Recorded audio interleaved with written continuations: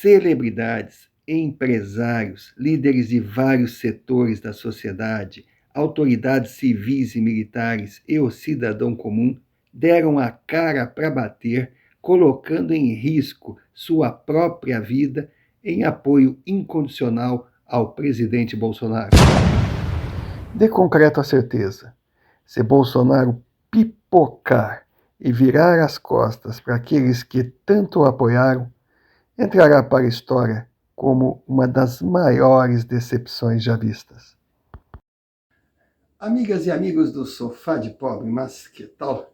Sou o Romário Oliveira e essa minha camisa, tipo camuflagem de exército, não é por coincidência. A corda arrebentou. O que está feito, está feito. Não há como apagar 7 de setembro. Os atingidos irão contra-atacar e certamente farão o que deles se espera. Discursos fortes em defesa da democracia, da ordem e da governabilidade. Criminalização da manifestação realizada e, principalmente, ofensas e mais ofensas para cima do presidente. Sabedoria popular consagrou: se quer a paz, esteja pronto para a guerra. E o brasileiro está, sim, disposto a defender a sua liberdade. Entrou numa contagem regressiva. Pode acontecer de tudo, inclusive nada.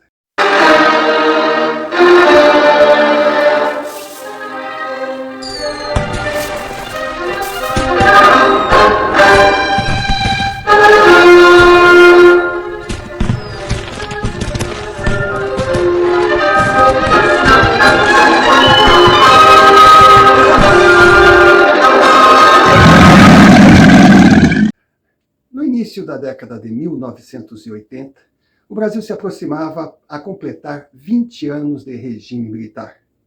A direita já tinha exilado todos aqueles que tentaram, de alguma forma, no início dos anos 60, transformar o Brasil numa republiqueta da foice e martelo, com o apoio da China, da União Soviética e da recém-criada ditadura comunista. Mas, em todo esse período de regime militar, a esquerda jogou nos bastidores. Tivemos guerrilhas, tivemos todo tipo de baixaria e, principalmente, tivemos doutrinadores camuflados, doutrinadores travestidos de professores, de jornalistas, incutindo ideias nas gerações que surgiam. Jornais, os pasquins da vida, glamourizavam a guerrilha, vendiam como heróis nacionais os guerrilheiros subversivos que assaltavam bancos, jogavam bombas nas ruas, que sequestravam, que torturavam, que matavam. E lógico, era guerra. Do outro lado, aconteciam ataques também, só que aqueles do outro lado eram traidores, eram ditadores, eram perversos contra o povo, inimigos da nação.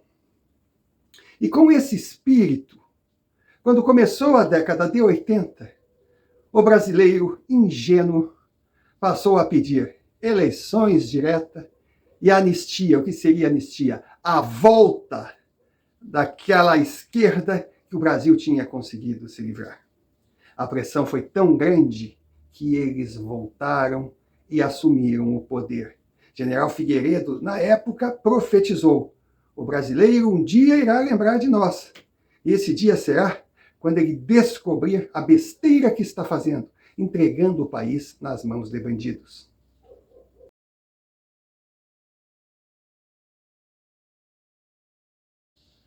As quase 4 décadas a seguir foram uma tragédia anunciada.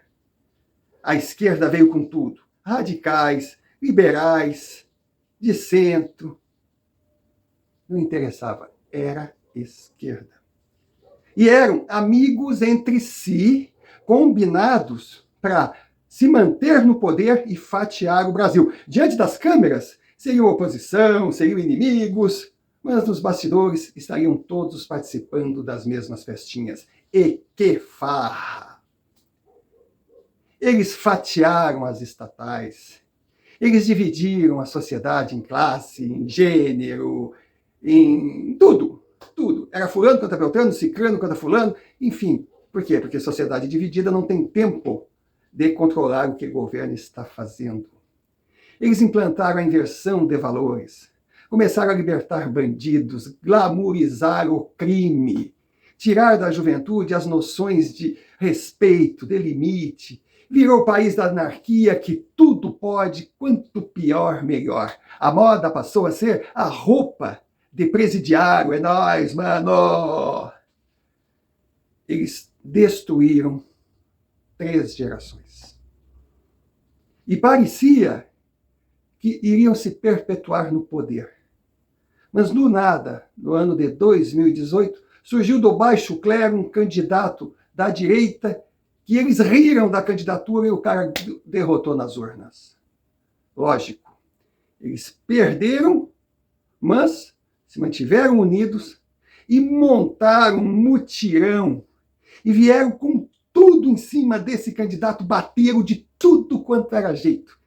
Tinha gente de toda espécie, atitude perversa, daquilo que você imaginar, seria só o início. O brasileiro está fazendo a sua parte. Basta agora saber o que fará o presidente. Era juiz soltando bandido.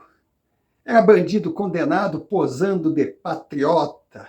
Era gente com dinheiro na cueca, dinheiro em apartamento, fortunas e fortunas. Eram estatais quebrando. Mas o discurso era o mesmo.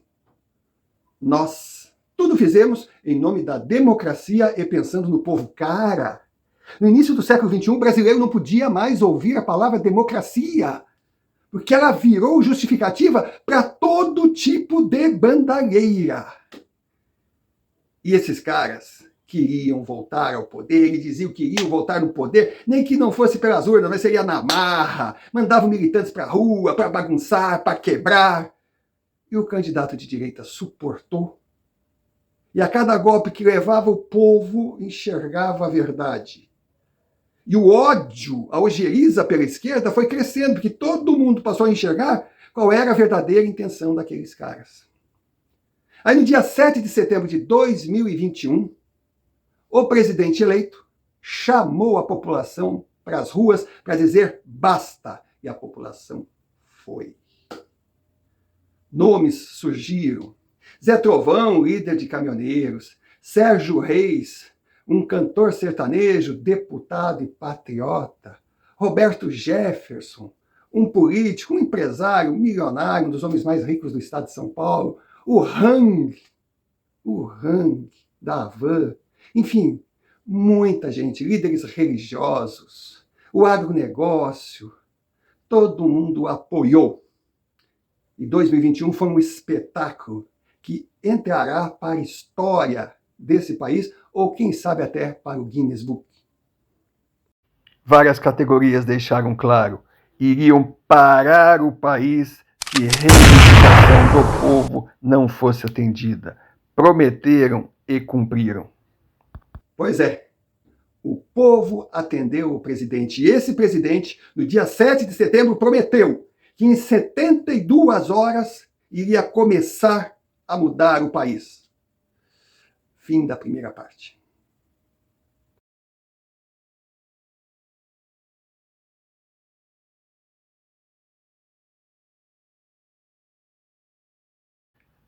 Bolsonaro, não há mais como ficar em cima do muro.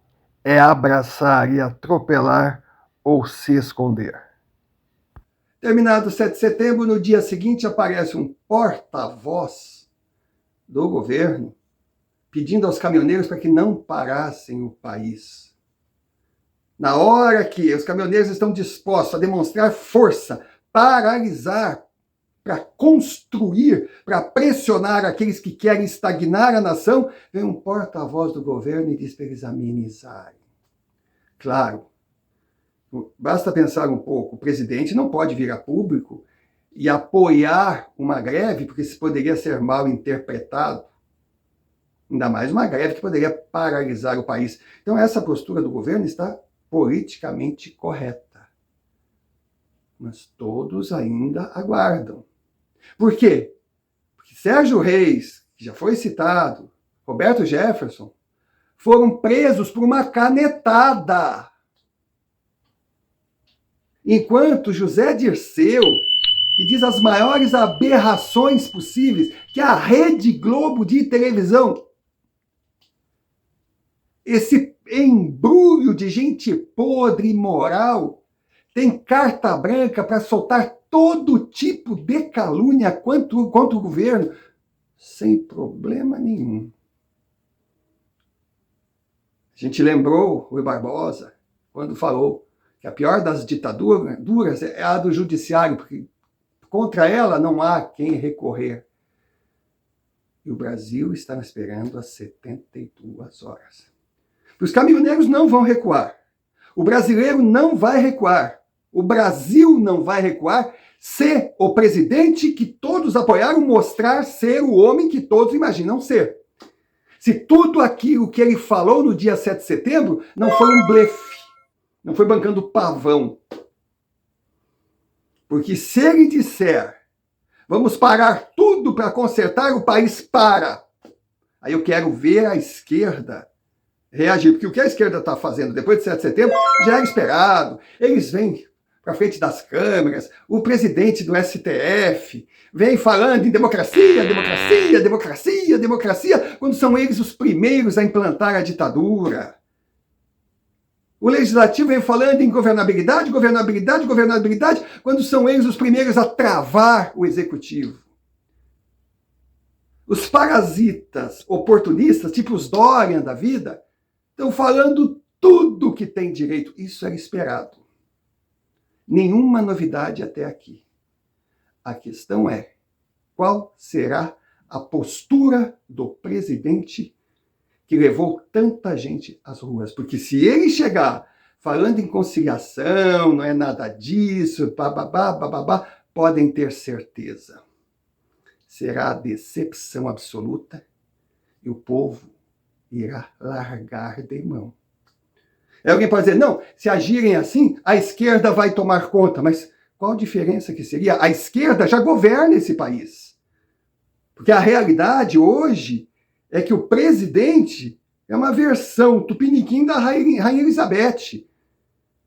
Ele reina, mas não governa, porque quem manda é o judiciário. Então não vai mudar nada. Se a esquerda ganhar a eleição em 2022, se outro ganhar, não interessa.